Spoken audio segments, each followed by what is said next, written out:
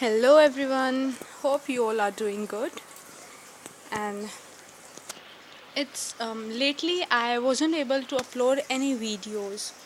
It's been, I think, a week and a half since I uploaded any videos. But from now onwards, I'll be uploading regular videos on regular basis. I'll be uploading them, and along with the company law, I'll also be including important topics from constitutional law and Hindu law or family law, and also from law of torts.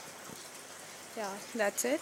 But today the topic is based on company law, which is about promoters. So when we think about the word promoter, the first thing that strikes our mind is that promoter is a person who came up with an idea of formation of a company. Okay, promoter is a person who set up a company. But along with the man who comes up with an idea, the promoter is much more.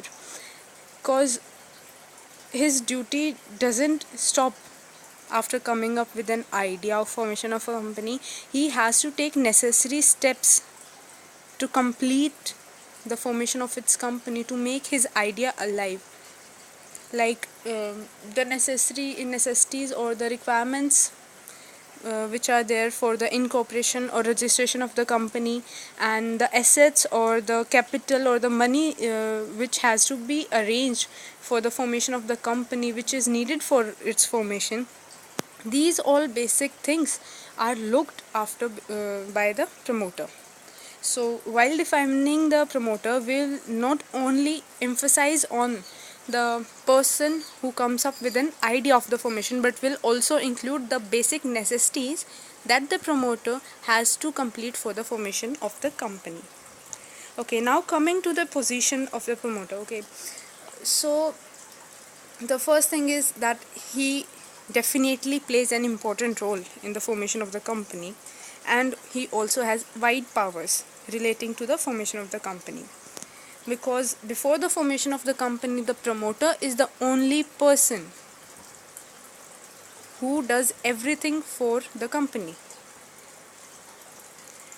So we can here it is confusion that whether he is an agent or a trustee of the company, whether the promoter is an agent or a trustee. But he is neither an agent nor a trustee of the company. Why? Because till now there is no company in existence. No company has existed yet. So if there is a thing which doesn't exist, how could there be an agent for that thing? How could there be a trustee for that thing? So to define its position, we say that the promoter stands in a fiduciary position with the company, and the keyword here is fiduciary position and about to be formed. The company is about to be formed, it is not yet formed. So fiduciary position, by fiduciary position we means that the promoter is a person who can be trusted upon. All the trust of the company until it is formed is upon the promoter. So as he is the one person, the only person whose role is in the formation of the company, so he has two fiduciary duties to be performed. First one is not to make any secret profits, and the second is to make a full disclosure to the company whatever work he does in the formation of the company.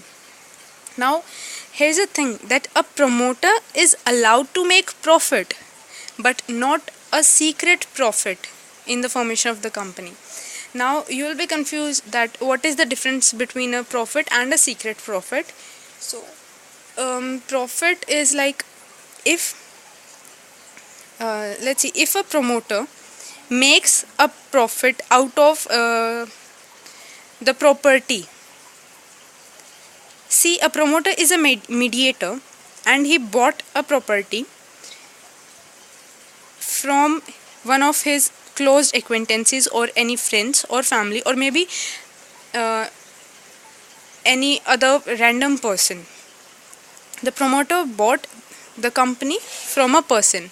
Now the promoter sells the property or tells the company that the property is of like say 100 crore.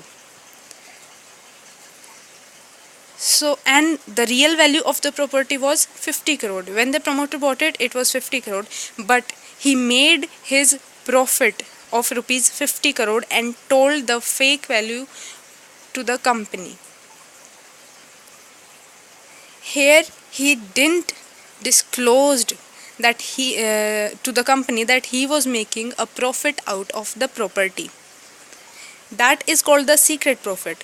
And now suppose the promoter gives the company that I have a spare land and it can be used for the purpose of the company formation, but as I bought it, it was around say 50 lakh and I'll provide it in 100 lakhs. He here disclosed to the company that he wants profit, because when he bought the land it was about say 5 to 10 years ago, and now obviously the price of the land would have increased.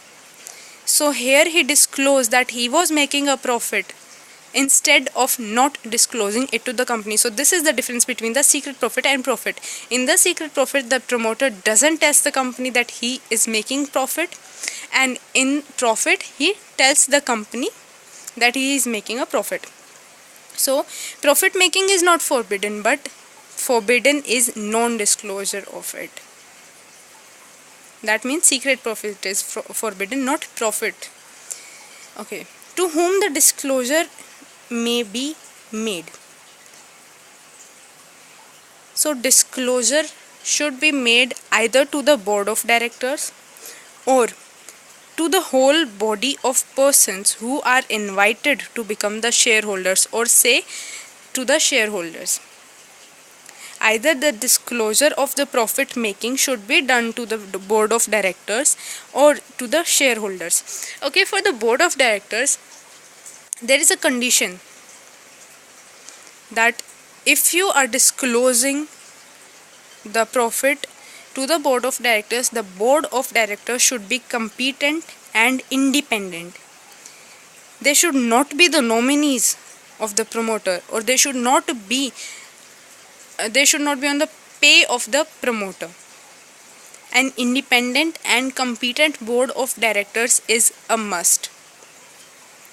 Okay, so this disclosure either to the shareholders or to the board of directors is done through the prospectus. Now comes the functions of the promoter. What are the functions of the promoter? First thing is, like to remember the functions of the promoters, we can see that the steps which are involved in the formation of the companies are the mere functions of the promoter too. Whatever steps are involved in company's formation, all the duties are performed by the promoter. So stepwise we'll do the functions, which are also the steps for the formation of the company. First is, the company starts with an idea of its formation. So that is the first function of promoter, which is to conceive the idea of the business and explore its possibilities, to see to which extent the idea could be extended. Second is to investigate whether the idea is possible and profitable. The promoter also needs to see whether the business idea he is thinking about will be profitable for him or not. And the third step is to conduct negotiations for the purchase of a business in case it is intended to buy or purchase an existing business. Okay, this one is like, if the promoter is thinking to buy an existing business for making or for formation of a company, then he also needs to consider the negotiations for its purchase. Fourth step comes to collect requisite number of persons who can sign the MOA and an AOA, that is Memorandum of Association and Articles of Association, and become the first directors of the company. So the promoter also needs to see that the promoter also needs to collect the requisite number. Requisite number means the minimum number of members for public company and private company. For public company, we know its minimum number is 7 for the persons, and for private company it's 2. So he needs to collect those 7 or 2 persons as according, and then he also have to form the directors of the company. Fifth step is to decide about a few things. First is obviously the name of the company. Second is the where its registration office or registered office will be located. Third is the amount of its share capital and the form of its share capital, whether the company would be limited or unlimited, or if it would be limited, then what would be the, like, it would be limited by guarantee or by capital. Now the fourth is brokers or underwriters for capital issue. He also needs to arrange for the capital, so he needs to sign up with the brokers or the underwriters. The fifth, he has also to arrange for the bankers. Sixth is also to arrange for the auditors, and the last is also to seek legal advisors. Now, the next function of a promoter is to get the MOA and AOA and other documents drafted and printed.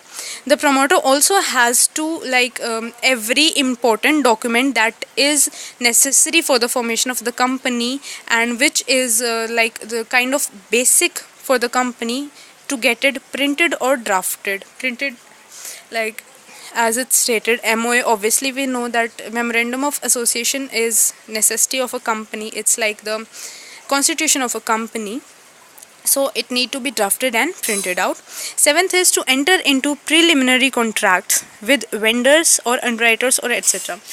As of now that he thought of signing up with the underwriters and auditors, now he need to enter into a preliminary contract with them.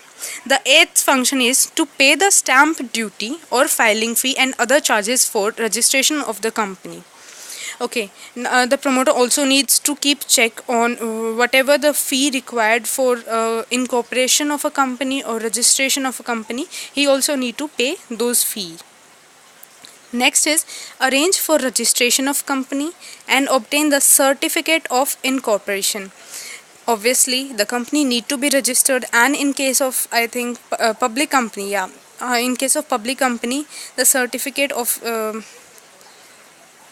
no, that is for the commencement. Okay, to arrange for the registration of company and to obtain the certificate of its registration. Sorry. Now, next function is to arrange for the preparation and filing of prospectus and its circulation among prospective subscribers to its capital. This step is about the prospectus. He need to arrange for its preparation. The prospectus need to be prepared, then it must be filed in, and then its circulation is a must among all the subscribers of the company. The last step is it's for the public company, which is about the commencement of the business. In case of a public company,